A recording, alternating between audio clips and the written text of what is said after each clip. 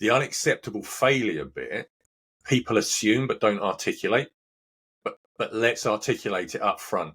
If we're going to fail, what are the things that we're going to miss? We're going to miss the objective measures of performance and results that we're after. What don't we want to be true? What don't we want to be guilty of having not done in the pursuit, in the pursuit of this thing that we've failed in? So we've failed in the what and the how. And the acceptable failure bit, I think, is a really good area to kind of go, look, we've missed the outcomes and we've missed the measures, but what will make us happy? What will give us sustainability? Hi there, and welcome to the Supporting Champions podcast. Now, my name is Dr. Steve Ingham, performance scientist by trade and training. And in these discussions with performance experts, practitioners and performers, I explore how we deliver performance, how we support others to perform, and the underpinning knowledge and concepts at play. I really hope you enjoy the conversations from today's episode or from the back catalogue. And if you do, it'd be great if you can take a chance to like and subscribe to the channel, or for the audio, take a moment to leave a review. It really helps the show. Right, let's get into the discussion. Hi folks, welcome to the Supporting Champions podcast. Now today, I'm joined by Chris Shambrook, a renowned sport and performance psychologist who has had a massive contribution to Team GB's rowing success across 5 Olympic cycles, as well as work in golf, cricket and numerous other sports. And so with over 30 years of experience, as you'll tell from this conversation, and Chris's LinkedIn profile summarizes this nicely, leading with common sense performance psychology. Chris specializes in translating the psychology of high performance into practical strategies for both athletes and business leaders. Chris, how the devil are you? I'm very well indeed, Steve, and it's lovely to be here having the conversation. And as you said, a lot of experience, and no doubt we will dig back into some shared experience as well within that as well. So, but lovely to be here, and looking forward to the conversation. Now we go back a long way, and let's not try and make this too much of remember we had that conversation in that hotel room that time. But for those who are less familiar, but also for those who do know you, perhaps because you've had different hats at different times, give us your bio and background so that people know what they're getting into in this episode. Yeah, so I guess relevant for the episode. So sports science degree at Brighton Poly as it was, then became University of Brighton, stayed on there, did my PhD and trained as a sports psychologist. So I did my kind of sports psychology accreditation at the same time as doing my PhD. I lectured there for a while, as well as starting to get into the applied sports psychology work. So I was supervised by Steve Bull, who you and I both know well. Steve did a lot of work within the England and Wales Cricket Board. And that was great having him sort of part of the guidance. And he and I co-wrote a book as well at the end of my PhD, which was great. So that was a useful kind of ticket to the game, I guess, as well. But that got me sort of very much into applied work. I got the job with British Rowing in 1997, just after the Atlanta Games, when Brian Miller, who was the incumbent, had stepped down. So that kind of started my applied sports psych work. But I was also doing other bits and pieces of cricket work, and then did various bits of work with Sport Coach UK, as it was back in the day, other bits of work as well within professional cricket, which was sort of through the ECB work that I'd been doing as well. So, a tranche of sports psychology work from about 1997 through to sort of 2008-9. Then I started doing less. The rowing carried on till 2019. But from 2004 onwards, Planet K2, the organisation that I'm a director of now as well, started doing work in the corporate world, taking the lessons from how the athletes and coaches sort of, develop from an incredibly skillful base and, keep getting better, took those lessons into the commercial world, which they're kind of always on the field of play rather than always on the training ground. So that's just been a really interesting last 21 years, 22 years or so with, both those arenas where I've been, enjoying the opportunity to help exceptional people see how they can keep getting better at what they do. I keep talking a lot at the moment about, it's really important to get better at getting better from whatever position you're in. So, that's a bit of a potted history. Yeah, lovely.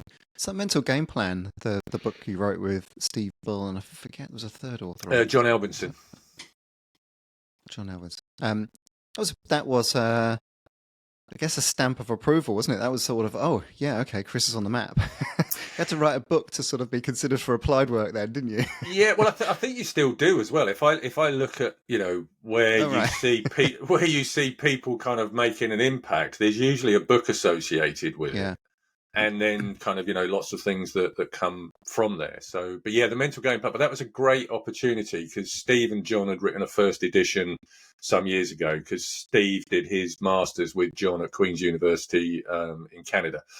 And they'd written a very small yellow version. Sort of, it fell apart regularly, I seem to remember. And but then when I did the PhD, Steve and John had been talking about updating it, so we did a second edition, and I was invited to contribute to that as well. But it was just a great opportunity to think about translating a lot of what I'd been learning academically into something that is, a game plan for athletes, and that skill, I think, of communicating to a different audience when the previous 6 or 7 years had been learning how to speak academia. Learning how to speak common sense is actually much more useful in the long run, I think. Right. Okay. I mean, I might. Well, I think that's worth coming back to in terms of just okay, here's what's written in the textbooks. Even though it was sort of a textbook, it was a practical guide, wasn't it? Yeah. And so maybe we get into the sort of real life lessons that you've subsequently learned over the years through business and sport. You said, and I think that's a really interesting parallel. Obviously, we've got a similar careers now in the sense of sport background applying into businesses and business leaders and supporting them. It's an interesting breadth, isn't it? Because there's stuff over in sport that I think sometimes it's a glib if you believe it you can achieve it type of approach, whereas actually to make the translation into business requires a lot more priority, a lot more filtering of concepts that perhaps aren't as useful. How have you found that leap? I enjoy the leap because typically when you do get space in the commercial world, you get time and you get the opportunity to kind of spend a block of time actually sort of introducing a concept and sort of making sure it is then custom fitted. So they kind of do stop their merry-go-round and then kind of go, right, we're going to immerse ourselves in this. And then you can kind of coach from that position onwards. Because the sport world, you're always fitting in and around the training program. Everything is very structured. There's always stuff going on. So if there's another science, another ology, or another, whatever, you're having to fight for time within something that is already constrained. Because you're definitely not going to go and intervene at competition, because that would be pointless. So you've got to find the place in the training environment. But when training is the thing you trade at, that's when you actually got to sort of try and find much more impact more quickly, I think. Business world, you do get training is seen as stopping other stuff and focusing fully on the thing that you need to be doing. So that's been useful, but it does allow you to start thinking about how am I going to use this point of punctuation with the day job in mind. So I quite like the difference, and increasingly I'm confident to use the performance sport approach where you're talking to people about getting fit for reality of the diary. So rather than we'll stop and do an interesting course about the theory of leadership, it's how do we help you understand some stuff that's going to help you lead with greater confidence and greater focus, given the reality of what's happening tomorrow, next week, this month, this quarter. So I like that blend of the two. And if I'm fascinated with learning from different fields, because I think they make my abilities to bring different concepts back and apply those in. If you were sort of reverse engineering ideal psychology based support in sport, would you hatch a plan that's a little bit more like that, where you take time out, that offsite approach to, this is about you and your personal development and your skill set and your behavior change. Let's move the needle on this. Yeah. I think there's always the challenge of, one, you want to be fitting into the reality of the training program and the continuous development that's taking place, and if that can be being done in a multidisciplinary way, and all the practitioners are joined up, that for me makes most sense. My PhD was on adherence to psychological skills training. People don't adhere generally very well to most stuff unless it is programmized and made sort of easy to do. So if you can include the psych within all of the other work that's going on, that makes much more sense. But it does suggest that the business of self-awareness and self-management is something that, through the course of a training season, if there were points of collectively pausing to take aim and focus in on getting psychological alignment and focus and key areas of development, that to me would be a really nice way of wrapping the psychology around everything else, because everything else influences how people think and feel as a function of how they behave. And there's I think there's interesting stuff around psychologically informed environments and how that you can, if everyone understands some of the key concepts and the key language, we can all be responsible for bringing psychology to life rather than it being something that is outsourced to someone with a qualification in psychology. And I think that's often, some of the problem. And, you tend to have single psychologists working with their philosophy rather than have we got a culture of people working on our psychologies. And I think that's some of the key difference that you could, if you reverse engineer it, that's probably where I'd start nowadays. So is that something you take as an approach, either with athletes or business leaders, where you're helping them sort of see behind the curtain almost, rather than here's a model or here's a concept and here's an idea or here's a lesson from other worlds, but this is why it's important, and so there's a literacy to understanding. Did you find that is that your approach, and if so, did you find that there's a greater application into their environment if they understand? I think it helps when there's a shared language and a shared understanding of the value of the concepts that that language is opening you up to. And again, they don't need to be super complex, but actually, so from a business point of view, we spend most of our time defining the difference between performance and results. And so if you understand that performance is the inputs and results is the output of that, what do we need to do to create performance readiness? Because if we can help everyone feel performance ready day to day, they'll be more ready to perform. They'll perform at a more consistent level relative to their potential, and you're more likely to move the needle of results. So there's an awful lot there that kind of comes from that, and as well as the language of motivation and just understanding from self-determination theory. If everyone understands that, motivation is enhanced when I feel more connected and belonging, when I feel more confident and competent, and when I feel more in control and full of choice. Again, how do we build those kinds of conversations into the day-to-day ways of working so that we're reinforcing connectedness, we're building confidence, and we're seeing where choice and control can be created rather than removed? So that type of stuff to me is just like, we're all humans going through an experience together. If we've got some shared languages and some shared concepts, that if we keep them as a focus, a lot of the other stuff that we do through our subject matter expertise, our deep experience and our ambition is likely to just be joined up more efficiently and more effectively. So it's that kind of stuff definitely makes for me, you've got loads of brilliant people who have got a lot of belief in themselves, but it's then aggregating that into a collective effectiveness that means the whole is greater than the sum of the parts type stuff. Yeah, interesting. So connected, confident, choice and control. And I suppose that's, that's something you would have a track record of applying into with elite athletes. I suppose as a reference point for you, what am I sensing and hearing and seeing in this elite environment, whether that is one a physical space that you're very familiar with or a different team? That's a check. That's almost a check, isn't it? It is a check. This is a needs analysis type approach. Yeah, absolutely. And so, you can do a couple of things with that. One, everyone can be committed to keeping those things in good health. So we don't wait for them to become sort of, undermined before we increase a sense of choice and control, build more confidence, create a greater sense of connectedness. DT and Ryan talked originally about autonomy, competence, and relatedness as their model, but, just go with an alliteration version of that.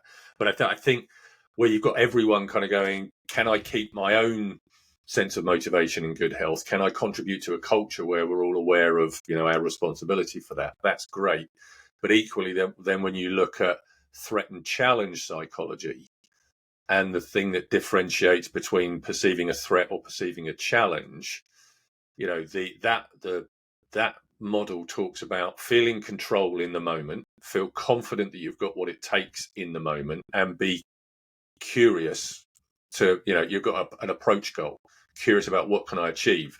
So you move from a global motivation into pretty much the same concept applied to, I can avoid feeling threat where I feel out of control, lacking confidence and focus singularly on an outcome that I must achieve, into my motivational ingredients become great primers of a challenge mindset where psychophysiology says I am going to be in a more optimal state to make the most of all of the preparation that I've invested in as well. So I love the connection between the kind of the global stuff and then the sort of situation specific application in a meaningful way that actually brings a sense of equanimity and positive emotions and expectation for self. Right. And so if you have a performer who's overly anxious, wound up beyond the peak of the inverted U, or as I like to call it, the basic N. Yeah, the N. It is an N, Steve. Yeah, it is an N. Yeah, sort of. So for those who don't know, where arousal is related to performance, and if it goes too high, then performance starts to drop. Is that how you would approach getting somebody, I guess, dialed down to that optimum level?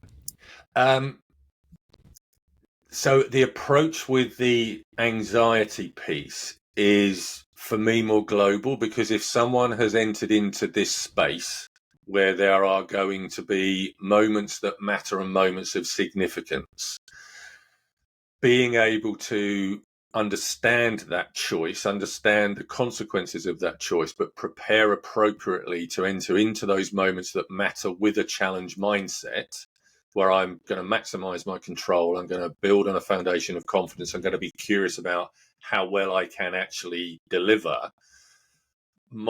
I think anxiety is a function of not actually having fully invested in what it is that I've signed up for, and not fully invested in the process of preparation that is designed to make moments that matter meaningful, not ones that should induce anxiety any further. So the presence of anxiety. So I always think about anxiety or worry is simply unanswered or currently unanswerable questions.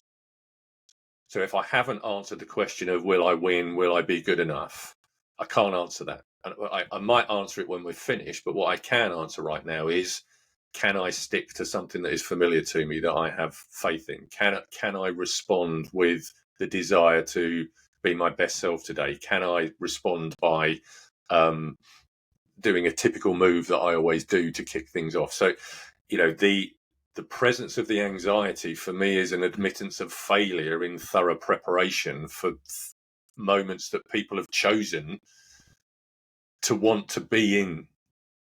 Yeah, you can still have feelings of sort of being up and ready, but I don't see why it should translate into anxiety unless you decide that I love being anxious and I am going to promote deep anxiety as part of my recipe. Okay, I need it. Because I need it.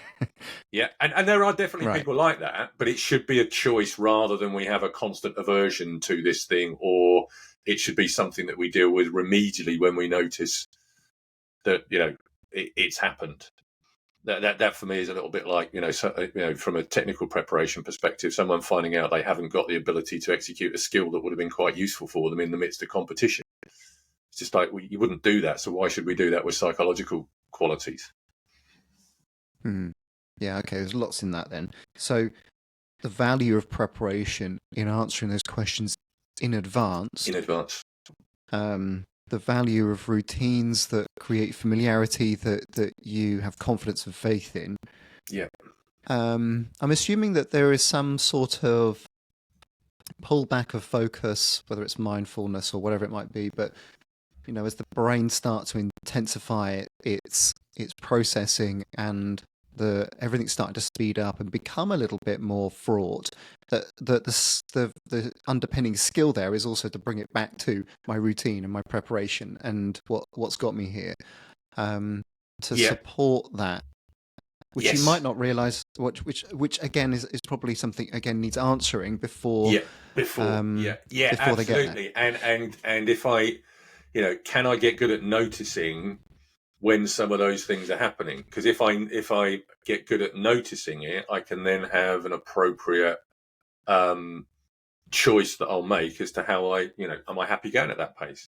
Do I like that? Is that part of the adrenaline? Is that good? Is that a positive sign? Or actually is that a signal for me to just, remind myself of a couple of things and do some of the breath work that I've been practicing as well. So, again, I'm very focused on people finding their way, which is a choice that they keep making.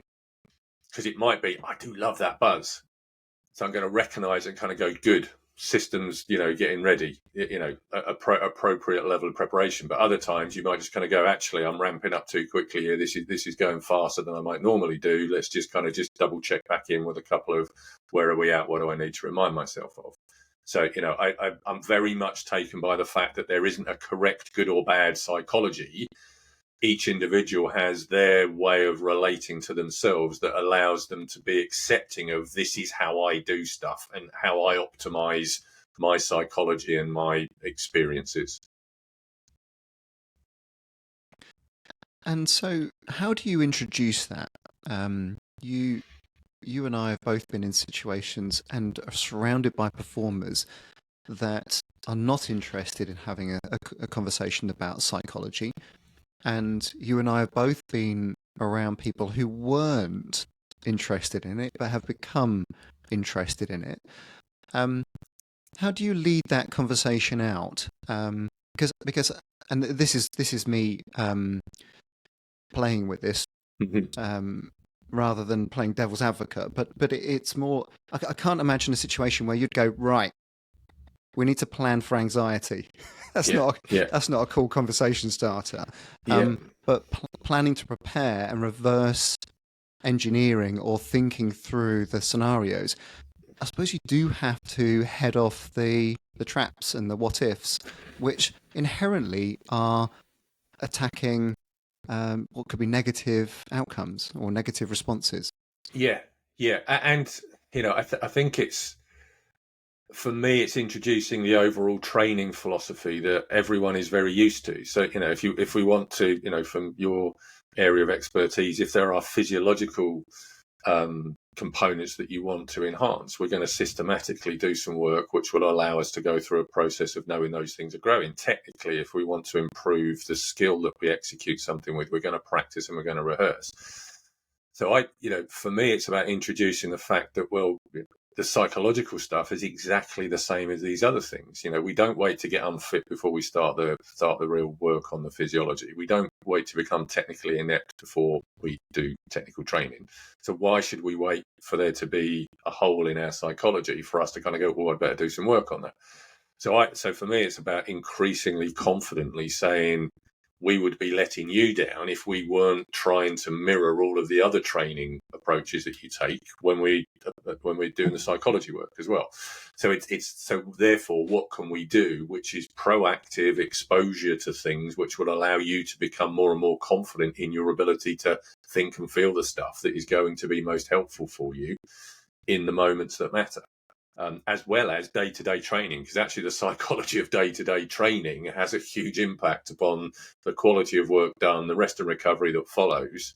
The ability to switch the brain off at the end of a intense training day is probably as important as being able to rest the body and let everything kind of super compensate from the work that we've just done as well. But if the brain stays too active, are we really getting the benefit of everything that we've done there as well? So I think it's Right. trying to treat everything in the same way, Steve, just so that there isn't this, psychology's fixing stuff when it's broken. Everything else is trying to make stuff so strong enough so it doesn't get broken. That doesn't make any sense. Yeah. Okay.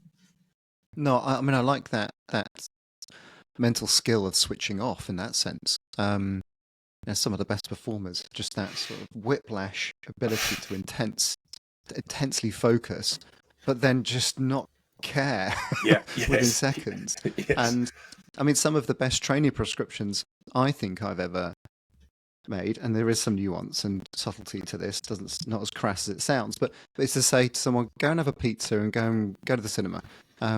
Just chill out because this isn't helping. And obsession about detail and winding themselves up. If I just think that through, then that's a cortisol response. That's not a supportive recovery response. But when it's prescribed, it's a bit easier. Absolutely, but that's really interesting. Because I talked to athletes, about the ability to switch on and switch off. But the key thing with athletes is when you leave the office, you go home in the office. It's your body. So it's actually, it's actually a lot harder, right, to do that, because you might be sitting watching a film and you're kind of going, actually, I've not noticed that before in my leg, and all of a sudden you're kind of compromised potentially. And I think that's interesting in the business world where people should be able to switch off, but with much more of an always on culture and devices being sort of always on, the phone or the laptop is kind of an extension of the body, which means it's sometimes a bit harder to fully switch off as well. Psychologically, I might not be as tuned into what my body's feeling, but business-wise, it's more of a brain-to-body response. But I think athlete-wise, it's very much often driven by, physical sensations when wanting to be switched off. So you kind of get that, how do we keep everything tied together rather than this mind-body dualism that, tends to try to separate stuff? Probably not helpful. Let's be compassionate about the whole experience and see how good we can become at noticing stuff and managing it rather than not noticing stuff and being controlled by it. And so I think your prescription is great there because it gives someone the opportunity to kind of go, I'm just going to go and do that. And then we can notice what impact it has afterwards. But I don't have to overthink it more than that. Yeah, interesting. And, if you were to sort of, we've got right into the details now, and we're sort of going into tangent city here a bit. But if you zoom out and think about the learning from elite athletes, the number of cycles that you've done, the number of high level athletes that you've worked with. We've touched on a few concepts, but what do you think are some of the most pressing needs in terms of psych support for elite performers? I think so that the stuff that really I see makes the difference is a real combination of self-awareness and self-acceptance. So the athletes who are able to be fully self-aware but fully accepting of themselves in order that they can then develop from that base. So they've not got a huge amount of that unhelpful judgment going on. They do have a high drive to always be better. So there is judgment. But I think that's done in a really objective, challenging way. But the judgment of self as a person doesn't, that identity bit remains pretty strongly managed. Like you said, people are great at kind of having an intense focus and then kind of, being very switched off. I think that's, they're managing that relationship with, I am not my performance, but my performance is important to me. And so I'm aware of that. I'm accepting of how I go about it, and then I can develop from there. So I think there's that which is really key. And one of the kind of winning mind things that I brought together was actually, I think, athletes who are really able to draw together the support around them in a highly consistent way. Learning how to manage the people who are experts around you so that you are, you're not just consumers of a desire to help. You're actually, the conductor, and you're really organizing that expertise to meet your needs rather than you try and work out how what's being offered meets my needs. And I think there's something there just around the confidence to, be at the helm of your business of continuous development when there's quite a lot of other people who are potentially able to help you on the way. So it's a bit of parking the ego, but it's also managing the experts around you. But I think with that self-awareness, self-acceptance, and then the ability to sort of manage and organize and enjoy the contribution of others, that those things feel particularly important. And if you do the latter, I think some of the isolation stuff that might happen and sort of some of the loneliness that might feel that elite athletes get is also sort of, you modify that. That's so interesting. So let me just pick those up then. So that self-awareness and self-acceptance to prevent that over-judging. And that feels like something that has evolved over time, because I certainly remember coming into the Olympic environment and thinking, God, these people are so hard on themselves all the time. And it almost felt like, so my first response was, where's the confidence? I thought I'd come into this environment and it would all be superpower confidence driving them forward, when actually it felt like was worry, self-criticism that was driving them forward. And so that in itself is a key skill to say, right, I'm worried about X, Y, and Z, so I'll do A, B, C. But recognizing over time that there's a shift perhaps in this whole domain of we don't need to do that to still be pushing ourselves forward. Yeah. And I've seen in the past you sort of shared some of the paradoxes, and I like the paradoxes of high performance. Someone is sort of humbly confident, and that kind of balance of humility with confidence, or kind of they are incredibly planned spontaneity. I'm really planned in everything that I do, but I'm able to react to something and make the most of it. And so there is a real paradox to that. We've probably got a bias from a personality point of view, but the ability to kind of know that a single channel approach is probably not going to serve me. I think that's really helpful. And to your point, there's a lot of high achievers where perfectionism is probably part of the deal. But there's adaptive perfectionism and maladaptive perfectionism. Now, adaptive perfectionism still might not be the most comfortable sort of bedfellow to exist and sort of have, but if you can get it being adaptive, exactly what you describe is the thing that happens. We've got these people who are hugely confident and hugely paranoid at the same time, and that comes from never being satisfied and having incredibly high standards that are seldom met, but a desire to keep pushing. And very often, and this is an interesting one. So I see that there's usually a desire to please someone or someone else, as well. And, there is usually that high desire to please self, but there is still something there which is a comparison to another person. Of a need for other people's validation in some way as well. But yeah, I think that point you make, that you can be both hugely confident and hugely concerned that you're not good enough at the same time. And I think being able to enjoy that absurd situation that you tell yourself is true, that's part of the fuel that kind of allows the curiosity to keep kind of going, I wonder if we can do it better. It's not good enough. I wonder how much better it can be. I wonder how much quicker I can go. And that almost unhealthy obsessiveness with the pursuit of even better is definitely something that you'd kind of want to have in the mix, but have it as healthy as possible, because it can become, pretty sort of negative pretty quickly. This episode of Supporting Champions podcast is sponsored by Athlete Now, the perfect platform for sports practitioners looking to expand their reach. Whether you're a sports scientist, therapist, or coach, Athlete Now helps you showcase your expertise, connect you directly with athletes, and grow your business. With no ads, no commissions, and access to industry discounts, it's designed to make your services stand out. Join as a practitioner today to get listed, promote your services, and connect with athletes who need your support. And for athletes, it's free to sign up, giving you access to exclusive discount deals and direct connections with the best in the industry. Visit theathletenow.com to find out more. I mean, I suppose this sort of touches on the what is the new wave of thinking about performance, isn't it? Whereas it's gone from no compromise. Mm-hmm. Actually, probably it's gone from win at all cost to no compromise to win well. There's an evolution there about that experience, that it's not debris collection after you've performed, that you are in the moment and it's joyful. What's your thinking in terms of the complementarity of that versus an incredible drive to accomplish? That elite performers require extraordinary industry, extraordinary self-sacrifice.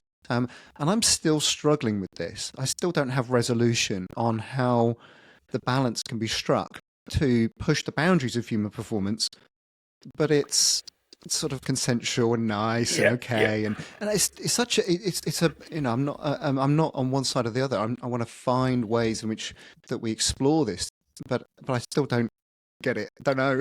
Yeah, what do you think? Yeah, I think it's really interesting because in order to have high performance by definition is going to be unreasonable in many of the things that you ask because it hasn't been done before. Yeah. And you can't necessarily have full reason associated with it in order to kind of create some new approach. Now, sometimes considering the price that you might have to pay in order to do that, that should be part of the conversation. So that's the bit for me where, increasingly, I'm talking about acceptable and unacceptable success and failure. So define up front, what is the unacceptable success that you would not want to be experiencing or be part of? So this would be, by all intents and purposes, we hit the outcomes, we deliver all the sort of shiny things that we're aspiring to, but what's the price you're not willing to pay? What don't you want to be true?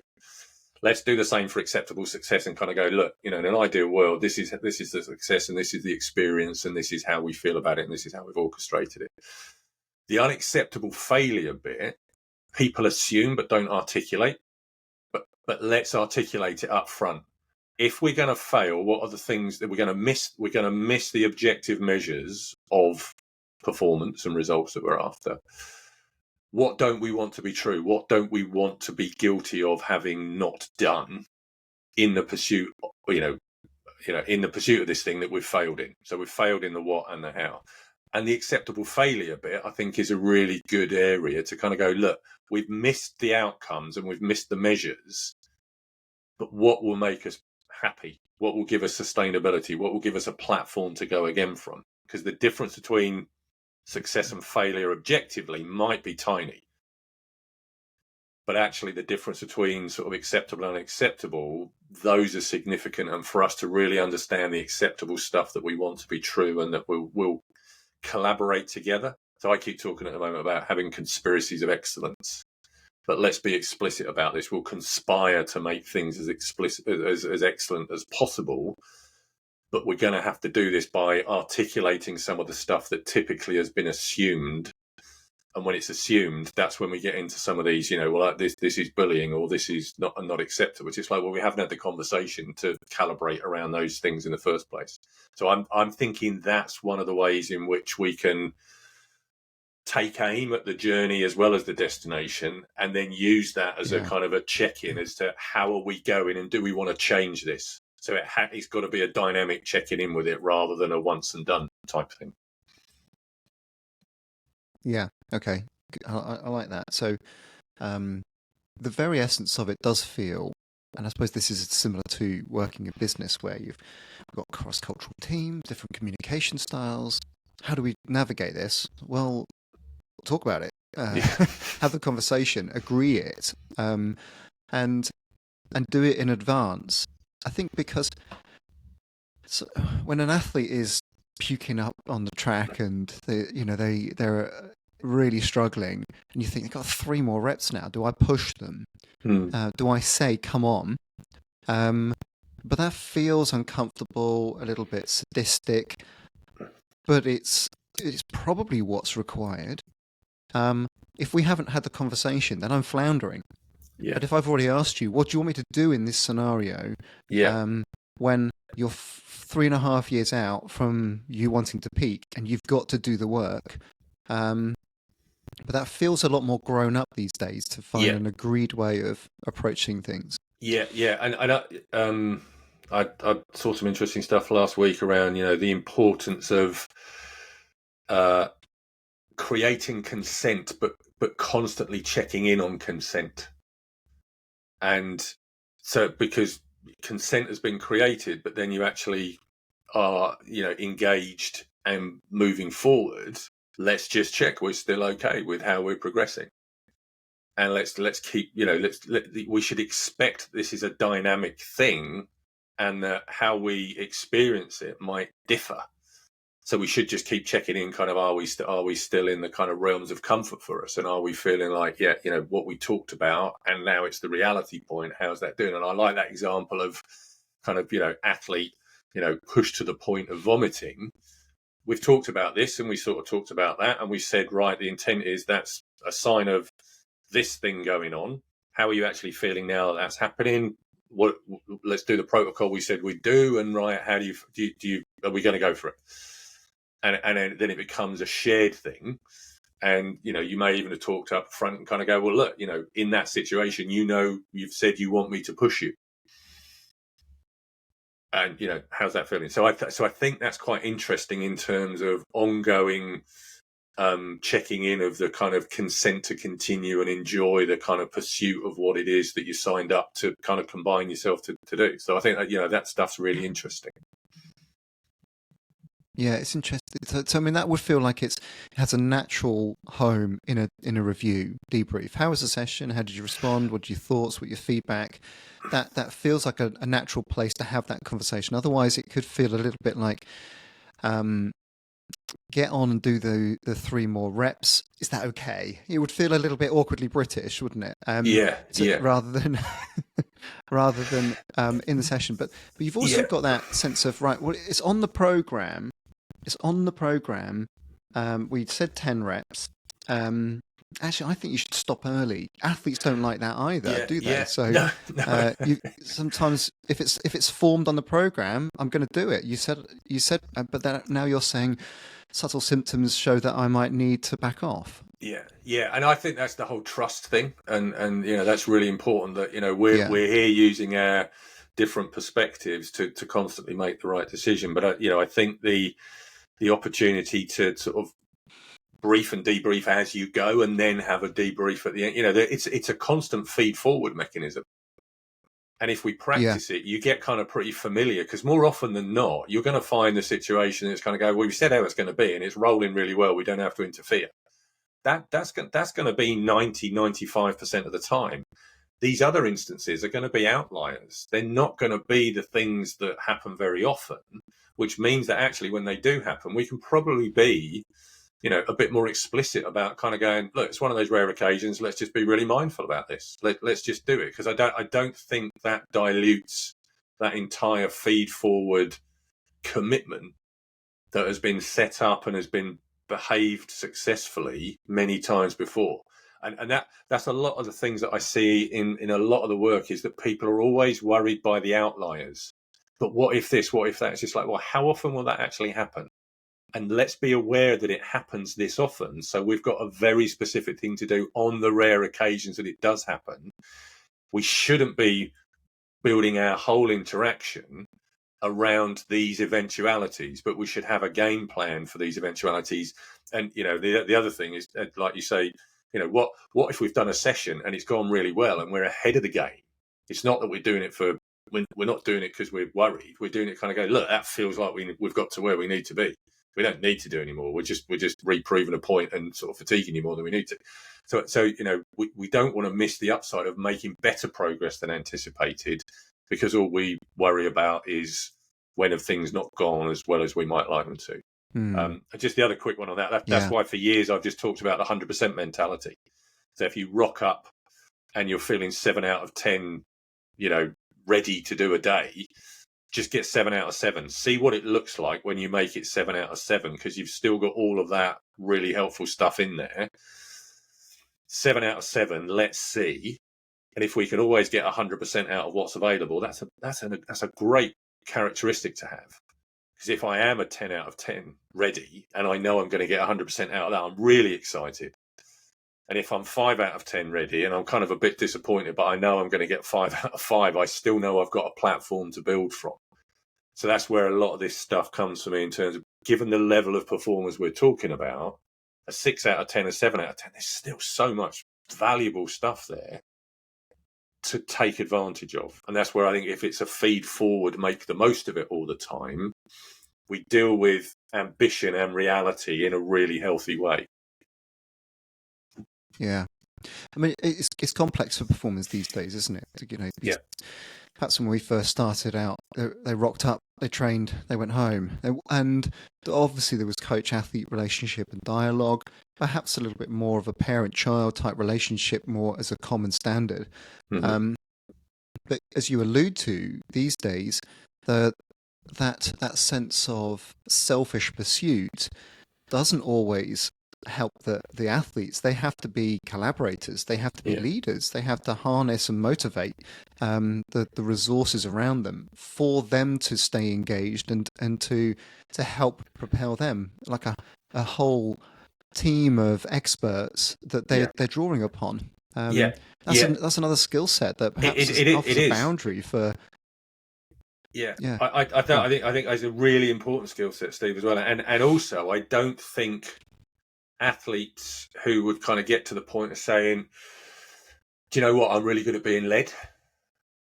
Person A, I want you to kind of be at the center and kind of lead stuff, but and we'll keep talking, but I want to have that sense that I'm being led, rather than the ideal model is now every athlete has to be like a CEO of their own business. And that this is again why we've got to be really careful with some of this stuff to allow people to find their way with it, rather than believe that there's a single way. But that actually, the autonomy and that sense of freedom that comes from saying, I'm great at following and I'm handing over the responsibility for someone else to lead, for me to play to my strength of following, that's just as motivational as the athlete who kind of goes, I love feeling in charge of my own destiny. I'm feeling really autonomous because I do feel like I am, pulling everything together as well. Both athletes have equal autonomy, but their actual interaction style is very different. And that's, again, where this is an opportunity for people to kind of go, right, what is going to give me the best chance of that self-acceptance of enjoying being me and playing to my strengths, rather than I've got some awareness and I know I'm a bit of a people pleaser, but I can't do that because I'm supposed to now be in charge of everything. And I use people pleaser not pejoratively, because actually that need to please is an incredibly powerful driver that, if harnessed, is very useful.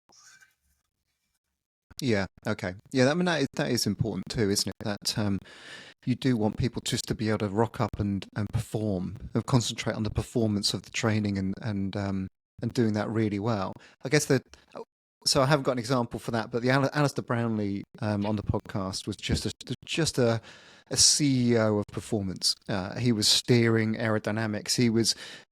He knew more about critical power training than most physiologists. His psychology skills were outstanding. Mm-hmm. Because he wanted to know and he wanted to be across it all, but was able to do the switch off and get on with it. Yeah. And I enjoy that type of geekiness of, some of the great athletes. We're interested. Yeah. But it's lovely that they're so nerdy about, their pursuit. And there is that real sort of geekiness about that fascination, and that's got its own energy.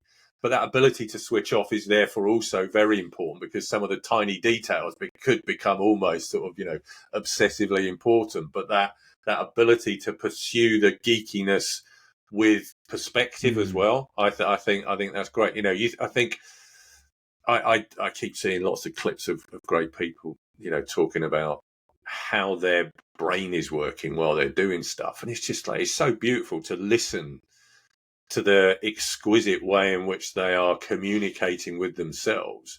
Now, it might not always be easy, but they're doing it in a way which is, a real skill that has been developed around self-communication through self-awareness and self-acceptance. And that example, I think, of Brownlee's is fantastic, because given the amount of dedication hours-wise that's required, that's really fascinating, given the amount of additional hours kind of educationally that have also been invested in it as well. And you kind of go, maybe it's an endurance athlete thing. They love enduring the training, so they love enduring the kind of, the educational work as well. Do you really want to know this? Yeah. Well, I suppose there's gears. I think about gears. Here's the essentials that you need to know, and if someone wants a bit more, or they need depth of explanation, that you can move through the gears, but also bring it. That's because the skill of a practitioner, isn't it, or a coach, to bring it down to the priorities. These are the priorities when you go into the arena, or for today's session. That's an interesting thing you've heard about on that podcast or that article. But can you focus on this, please? Yeah. Yes. Yeah. Absolutely. And I think that ability to be selective and know, how does this work for me, and what would I be saying on a podcast that someone else would be kind of going, that's really great, but it might not be right for them. But I'm saying it with such conviction because I know it's right for me. That, and that's where it's balancing again one of these paradoxes of being, needing to be incredibly focused but incredibly open-minded. So I'm committed to my way, but I'm also open to sort of other inputs. And I think as athletes get more experience, some of the balance of that can change. I need far more compelling evidence to bring something in, because I've done a really great job of aggregating the stuff that I know, works for me as the foundation of confidence and everything that I do. So that selectivity, critical appreciation of sort of opportunity, but then fitting that to the existing model. And that's a real big one for most people, Steve, which I think is, if we're so focused on what needs to be changed, we might lose sight of the power of what the core already is. Yeah. And that's the one of the vice back versa. to the vice versa. Yeah. And that's back to your earlier point. The athletes who are the best, I think they appreciate the power of the core that is in place, and they won't compromise that. So again, if I go back to some of the early research stuff, mental toughness in elite cricket, the most mentally tough players were the ones whose confidence was hardest to knock. It wasn't necessarily super high confidence, but their confidence was incredibly sort of concrete in its construction. So therefore, even if I go through a bit of a change in form, my overall belief in self doesn't diminish. So concrete, robust confidence is what we're after, really. That's interesting. And so a couple of last questions then, Chris, if I could. What have you learned? What about learning from coaches? What have coaches taught you that perhaps wasn't clear in your training, or that you can recognise as a concept in psychology that doesn't get psychologicalized? It's not in the mainstream. What that art of coaching? What have you learned over the years? So I have definitely, and I do talk about this a lot, but I think the best coaches are the ones whose ability to share the confidence that they have in their program with the people that they coach. I think that's a really interesting thing. As a coach, I've built a philosophy, I've built a structure, I've done it in such a way that I think it is going to be the pathway through to success. Their belief in that becomes part of the power of the program, I think. So that, you can have coaches with quite different programs, but equal confidence in their program. And actually the athletes can end up having similar benefit because of the belief that exists around the story that's been told. And I'm not sure how that's articulated, how that's trained, and how that's developed, but actually confidence for coaches to understand that they are a spreader of belief, as well as the creator of the great intricate training programs that are going to be required to, help people develop. I think that's one thing that's really important. And I do think there's one of the key things is just day-to-day attitude towards what we're doing, and having that balance between being completely committed to the here and now whilst knowing that it's all for something in the future. I think the psychology of playing with goals but actually having to have several Right. goals flying around at the same time, and it not being a beautiful, smart acronym, because that's not, it's just an acronym. It's not actually a methodology. I think there isn't enough that is about the art of combining different focuses of intent, short, medium, long term, in such a way that I can keep using them as motivational fuel. I think the art of doing that, and coaches do a great job, I think, of keeping athletes tuned into progress being made, next steps we're going to be taking, where that's going to be leading us in the long run. Their ability to use a goal framework without it being goals per se, I think, is something that is incredibly important. And we probably don't talk about the art of using intentional development through measured kind of indicators as something that is freeing of the human capability. It feels like it's something that often constrains it down to being a very objective tracking of progress. But actually, if done well, I love that. it should actually be freeing people up to just enjoy the journey, but with appropriate knowledge being acquired and reinforced on the way. Yeah, I love that. I think that does feel where it's evolving beyond what the textbooks are written up as. The research is pushing that boundary now in terms of goal setting literature, isn't it? It's understanding that different things work in different ways, and that we have probably got a very antiquated view of what a goal is and how often we might visit it, and so coaches probably do that really well in the moment, don't they? Yeah, and I definitely.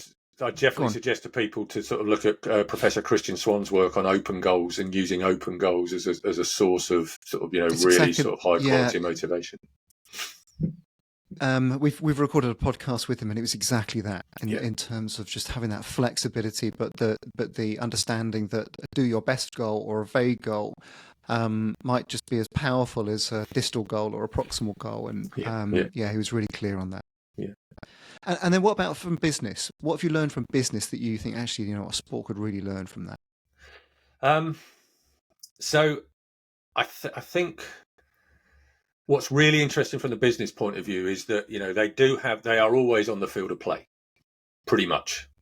Yeah. So, the scoreboard is always ticking. They're always doing something today which is contributing to the, this week's success, this quarter's success, this year's success. So that's a really interesting sort of, existence to have. And I think where I've seen that as a really helpful thing, I'm increasingly starting to sort of talk in business about your diary is your development plan. Your calendar is your development plan. You don't get to do training like athletes train pretty much all the time. But where business is able to sort of embed sort of, development within delivery, I think that is the way to be going. And I also think that just reminds people in the world of sport that there is something beautiful in the opportunity to use competition to test out how is that evidence of our development. So it is about delivering, but actually are we getting better at delivering rather than did we get the result? Because the sport competition point becomes way more about the result. And even though we've got all of the performance analysis, all of the stuff that we know takes place, just having that track of kind of going, are we getting better at doing what we say we're going to do? We spend all this time saying what we're going to do, and gut instinct, folks. Does this feel like it's becoming easier because we're really doing a great job of preparing so that we do what we say we're going to do with less effort, more ease, and perhaps more impact? And that's where I love some of the sports stuff that, the greatest athletes, I think, effort is the thing that differentiates for them. They kind of go, I'll never try any harder than my talent requires me to. But when effort is something that needs to come into play, I've got it to bring into the equation. And that's something that I think that kind of development and delivery combination is really getting us into the art of, allowing you to either rise to the occasion or sink to the level of your preparation. But knowing what the recipe is, I think that's important. Business has to get better at that. I think it does it well in a lot of ways, but it has to be much better at kind of contrasting as well. The kind of, when is this an all-in day? When is this an 80% day is good enough? And kind of knowing what that looks like. Some of that stuff I think is important. Yeah, amazing. Love that. I love that. Those feel really simple and tangible for people, but that speaks to that psychologically informed approach, doesn't it? It feels as though if you understanding the craft of your work and not just the tactical ABCs of what you're doing. Yeah, love that. Brilliant. Great. Hey, look, thanks so much for your time. Pleasure. Common sense psychology personified. Always super clear and always great to listen to your wisdom. So much appreciated, Chris. Thanks so much. Thanks for the opportunity, Steve. Always a pleasure as well. So going back many years to sharing rooms together, it's lovely to be doing this sort of, as a result of some of our shared learnings along the way as well. So well, I think that's it. I think we probably we're sort of cutting our teeth together early days, and we were trying to make sense of it then, and we probably haven't had that opportunity over the time to sort of go, oh, what do you think of this? What do you think of that? So it's great to check in. Yeah, great stuff. All the best. Thanks, Steve. Hope you enjoyed today's conversation. If you did, please take a chance to press like and subscribe to the channel. And for audio, please do leave a review. Thank you.